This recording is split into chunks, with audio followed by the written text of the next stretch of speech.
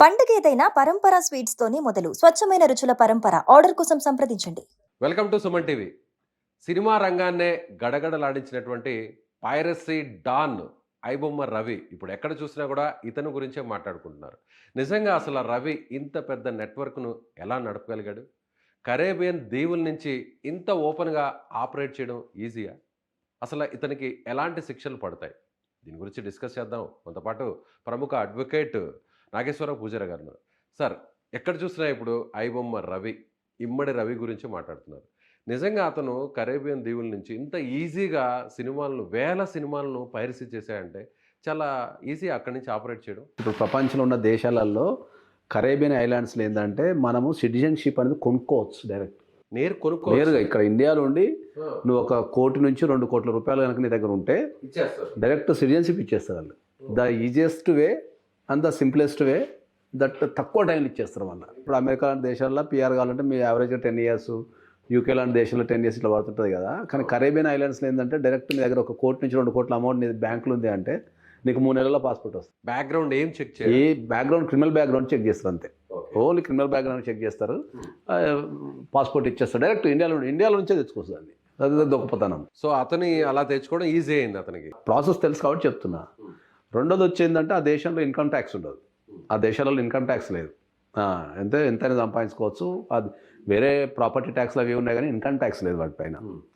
మూడోది ఏంటంటే ప్రపంచంలో ఉన్న షెల్ కంపెనీలన్నీ అక్కడ పెడుతుంటారు. ఇన్కమ్ ట్యాక్స్ లేదు కాబట్టి అక్కడ సిటిజన్షిప్ కొనుక్కోవడం అనేది ఈజీ కాబట్టి, ఇప్పుడు డబ్బున్నోనికి 1 కోటి 2 కోట్లు పెట్టి సిటిజన్షిప్ కొనుక్కోవడం ఈజీ కాబట్టి అక్కడ మనం పాస్పోర్ట్ తెచ్చుకోవచ్చు. సో చట్టాలు ఇంకొక బ్యూటిఫుల్ ఏంటంటే అక్కడ పాస్పోర్ట్ తెచ్చుకుంటే దగ్గర దగ్గర 150 దేశాల వరకు వీసా లేకుండా వెళ్ళచ్చు. వీసా ఫ్రీ ఉంది మళ్ళీ ట్రావెలింగ్. సింగపూర్, చైనా అట్లా 150 దేశాల వరకు, అంటే 190 దేశాల వరకు ఉన్నాయి కదా, దాంట్లో 150 దేశాల వరకు వీసా లేకుండా ట్రావెల్ చేస్తా పాస్పోర్ట్తోనే. సో తర్వాత అక్కడ నుంచి మల్టీ కరెన్సీ అకౌంట్స్ ఉంటాయి. అంటే అక్కడున్న అకౌంట్స్ ఏ కరెన్సీలకైనా మార్చుకోవచ్చు. పిఎస్డికి మార్చుకోవచ్చు, ఇటు దినాస్కి మార్చుకోవచ్చు, యూరోకి మార్చుకోవచ్చు, ఆస్ట్రేలియన్, అట్లా మల్టీ పర్పస్ కరెన్సీ ఉంటాయి. సో ఎక్కువ ఎవరన్నా నేరాలు చేయాలనుకుంటే ఇవన్నీ అక్కడ అన్ని షెల్ కంపెనీలు పెట్టి అక్కడ నుంచి ఆపరేట్ చేస్తుంటారు బాగా.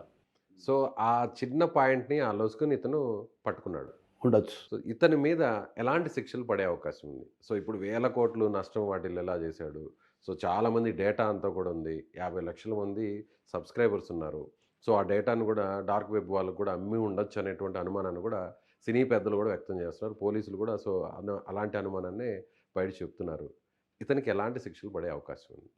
జనరల్గా ఏంటంటే సినిమా పైరసీ చేయటం మీద తప్పు. ఓకే, ఎందుకు తప్పు అంటే ఏంటంటే ఇప్పుడు ఒక కథ రాయాలా, దానికి ఇన్వెస్ట్మెంట్ పెట్టాలా, సినిమా తీయడం చాలా కష్టం జనరల్గా. అసలు అందరూ ఏంటంటే మనము మామూలుగా ఇంట్లో కూర్చొని ఏదో 2 గంటలు చూసి దానిపైన కామెంట్ చేస్తాం, కానీ సినిమా తీయటం అనేది చాలా క్లిష్టమైన ప్రాసెస్. అది సో రీసెంట్గా కొన్ని వందల ప్రజెంట్ చేస్తున్నాం అంతే. ప్రొడ్యూసింగ్ కాదు, ప్రొడ్యూసింగ్ మనకు ఫ్యూచర్లో ఉంది. ప్రస్తుతానికైతే మనం ప్రజెంట్ చేస్తున్నాం కాబట్టి అది చాలా క్లిష్టమైన ప్రక్రియ. అది యాక్చువల్లీ కొన్ని వందల మైండ్స్ పనిచేయాలా, రాత్రనక పాలనక పనిచేయాలా, థాట్స్ రావు. ఒక్కొక్కసారి ఒక పాట రాయాలన్నా, ఒక సీన్ రాయాలన్నా ఇయర్స్ టుగెదర్ గడపాల్సి వస్తుంటుంది. సో అది చాలా క్లిష్టమైన పని అది జనరల్గా. సో అది పైరసీ చేయటం అయితే 100% చట్టపరంగా అయితే తప్పు. కానీ ఇప్పుడు నన్ను ఇప్పుడు చెప్తే ఎట్లా ట్రోలింగ్ చేస్తారు కానీ చేసుకొని, కానీ జనాలకు ఇప్పుడు ఈ ఐబొమ్మ రవి గురించి మనం మాట్లాడేటప్పుడు ఏంటంటే పబ్లిక్ నుంచి చాలా పెద్ద సపోర్ట్ ఉంది. ఏమైంది, చేస్తే ఏమైంది, ఫ్రీగా చూడాలి కదా అని చాలా సపోర్ట్ ఉంది. కానీ అది పబ్లిక్కి చాలా తప్పది. నేను అది సరే ఎట్లా ఆడుకున్నాను, కానీ అది పబ్లిక్ చేసేది అయితే తప్పది. కానీ అక్కడే చాలా మంది కామెంట్స్ కూడా పెడుతున్నారు, కొన్ని పోస్టులు కూడా పెడుతున్నారు. అదే చెప్తున్నా, పెట్టే పోస్టులు వేల రూపాయల టికెట్ల ధరలు అయితే పెంచేయచ్చు యథేచ్ఛగా. సామాన్యుడు అసలు సినిమా థియేటర్కి వెళ్ళి చూసే పరిస్థితి లేదు ఆ కాస్టులు చూస్తే. సో ఐబొమ్మ రవి చేసిన తప్పేంటి? అతను ఒక రాబిన్ హుడ్ అంటున్నారు అందరూ. That's what I'm telling. అదే చెప్తున్నా నేను. జనాలకి అట్లా అనిపిస్తుంది, కానీ దీన్ని విభజిస్తే రకరకాల ప్రాసెస్లు ఉన్నాయి దీంట్లో. ఇప్పుడు టికెట్ ధర ఎక్కడ పెంచుతున్నారు? హైదరాబాద్ లాంటి సిటీలో పెంచుతున్నారు, వేరే ఎక్కడ పెంచడం లేదు.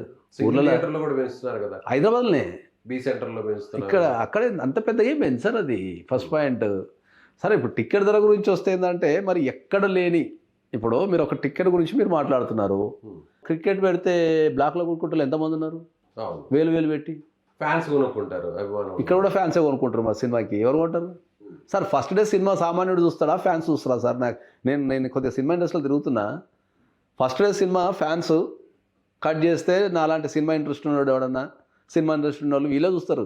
ఇంకా ఎంటర్టైన్మెంట్ సామాన్య వ్యక్తి పోయి ఎంటర్టైన్మెంట్ ఆప్షన్ లేకపోవడం సార్. అసలు ఎంటర్టైన్మెంట్ మొబైల్ ఉంటే ప్రతిదీ ఎంటర్టైన్మెంటే ఉన్నది. మీరు ఎంటర్టైన్మెంట్ లేదని చెప్తున్నాను అంటే సినిమా తప్ప ప్రపంచంలో ఏ ఎంటర్టైన్మెంట్ లేదని టైప్లో చెప్తున్నారు మీరు అందరూ. ఒకప్పుడు కొన్ని సంవత్సరాల కిందట ఇంత దారుణంగా లేవు కదా. అంటే నెటిజన్స్ అడుగుతున్నటువంటి క్వశ్చన్స్, నెటిజన్స్ అడిగే క్వశ్చన్సే ప్రపంచం మొత్తం మారిపోయింది. రేట్లు మారిపోయినాయి. మీరు ఒకప్పుడు ఉన్న రేట్ ఎంత ఉంది, భూమి రేట్ ఎంత ఉంది, ఇప్పుడు ఎంత రేట్ ఉంది, ఒకప్పుడు గ్యాస్ ఎంత ఉంది, ఇప్పుడు ఎంత ఉంది, ఒకప్పుడు పెట్రోల్ ఎంత ఉంది, ఇప్పుడు ఎంత ఉంది. రేట్లు అనేటివి పెరుగుతున్నాయి, క్వాలిటీ పెరిగింది, అన్నీ పెరుగుతున్నాయి సార్. క్వాలిటీ లైఫ్ పెరిగింది, అన్నీ పెరుగుతున్నాయి. సో మీరు ఎక్కడెక్కడో వెళ్ళి షూట్ చేస్తారు. సో అదే చెప్తున్నా సార్.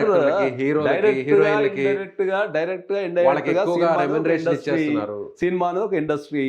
ఓకే, ప్రపంచంలో ఎక్కడ లేని విషయాల్ని సినిమా ఇండస్ట్రీ మీద ఎందుకు పెడుతున్నారు మీరు అడుగుతాను. నేను డైరెక్ట్ అడుగుతాను, అందరిని అడుగుతాను నేను. ఇప్పుడు ఒక సామాన్యుడు కారు కొనుక్కోలేడు, కొనుక్కునే శక్తి ఉందనుకో, వాడికి స్థాయిని బట్టే కదా కారు కొనుక్కునేది. కొన్ని వేల కార్లు ఉన్నాయి కదా, వేల కార్లు ఉన్నాయి కదా మనకు. సినిమా అనేది ప్రతి ఒక్కరి జీవితంలో అదొక పార్ట్ కదా సార్. ఇప్పుడు ఎన్ని సినిమాలు రిలీజ్ అవుతున్నాయి సార్. మీకు ఒక అంశాన్ని పట్టుకొని ఎన్ని చిన్న సినిమాలు రిలీజ్ కావడం లేవు. మరి అవెందుకు చూస్తలేరు మీరు? నేను అడుగుతా, చెప్పండి, దీనిపైన ఆన్సర్ చెప్పండి. చిన్న సినిమాకి రేట్లు వేస్తున్నారా? చిన్న సినిమాకి రేట్లు వేస్తున్నారా? మరి చిన్న సినిమాని మీరు ఎందుకు చూస్తలేరు? మరి ఎన్ని సినిమాలకు రేట్లు వేస్తారు సార్? స్టార్ హీరోలకు వేస్తారు, బడ్జెట్ ఎక్కువ అవుతుంది, వాళ్ళకు చిత్రీకరణ ఎక్కువ అవుతుంది కాబట్టి అవి రాబట్టుకోవడానికి పెంచుతారు అంతే. మేము అభిమానిస్తే, సామాన్యులందరూ కూడా అభిమానిస్తేనే కదా స్టార్ హీరో అయ్యాడు. సో ఆ స్టార్ హీరోకి, ఆ స్టార్ డైరెక్టర్స్కి ఉన్న ఫ్యాన్స్ సామాన్యులు కదా. అలాంటి వాళ్ళకి ఇప్పుడు అందుబాటులో లేవు టికెట్స్. అందరూ అభిమానిస్తేనే కదా సీఎం అయ్యేది. మరి అందరికీ న్యాయం చేయాలి కదా. పొలిటికల్ వేరు, ఏదైనా అంతే వస్తుంది సార్. సినిమా అయినా కూడా అంతే.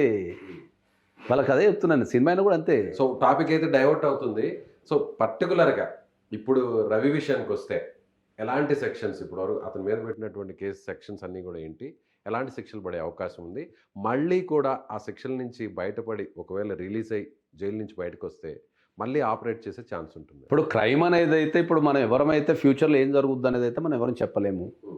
ఫస్ట్ టైం నువ్వు జైలు నుంచి బయటికి రావాలా.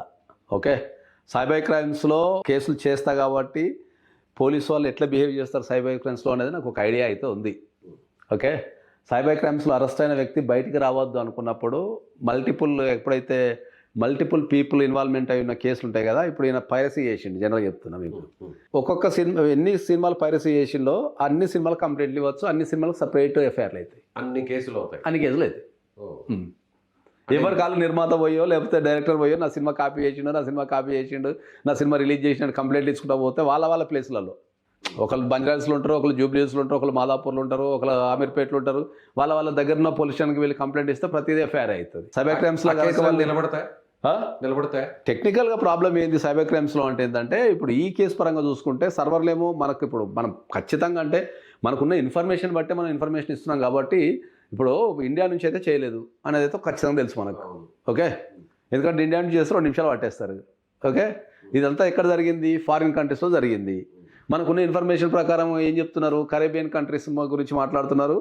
కట్ చేస్తే నెదర్లాండ్స్లో సర్వర్లు ఉన్నాయి, యూరోప్లో సర్వర్లు ఉన్నాయి, యూకేలో సర్వర్లు ఉన్నాయని మాట్లాడుతున్నారు.